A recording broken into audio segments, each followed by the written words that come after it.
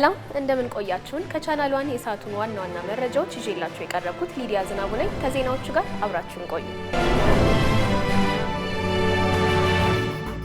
ኢትዮጵያ የዓለም ንግድ ድርጅትን ለመቀላቀል ያቀረበችው ጥያቄ ተቀባይነት ለማግኘት መቃረቡን የንግድና ቀጠናዊ ትስስር ሚኒስቴር አስታወቀ።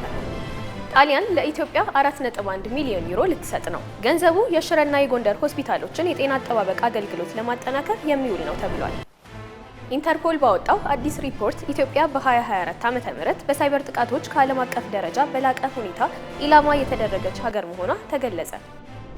የብሔራዊ መረጃና ደህንነት አገልግሎት አባል ነኝ በማለት ሰዎችን በማስፈራራት እያገተ ገንዘብ ሲቀበል የነበረን ግለሰብ በቁጥጥር ስር ማዋሉን የአዲስ አበባ ፖሊስ ጠቅላይ መምሪያ አስታወቀ።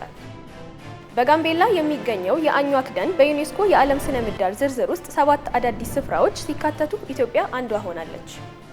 ማሌዥያ ከ43 ዓመታት በኋላ ዳግም ኤምባሲዋን በኢትዮጵያ መክፈቷን የሀገሪቱ የውጭ ጉዳይ ሚኒስቴር አስታወቀ። የማዕድን አልሚዎች የነዳጅ እጥረትን ለመቅረፍ ነዳጅ በቀጥታ እንዲያገኙ ለማድረግ እየተሰራ እንደሚገኝ የማዕድን ሚኒስቴር አስታወቀ።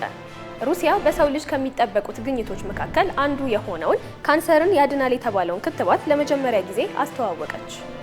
የጉዞ እቅድን ለማውጣት ኤአይ ወይም የሰው ሰራሽ አስተውሎትን የሚጠቀሙ ተጓዦች ወደ ተሳሳተ መዳረሻዎች እየተመሩ መሆኑን እንዲሁም አደገኛና ልክ ያልሆነ መረጃ እየተሰጣቸው መሆኑ ተገለጸ።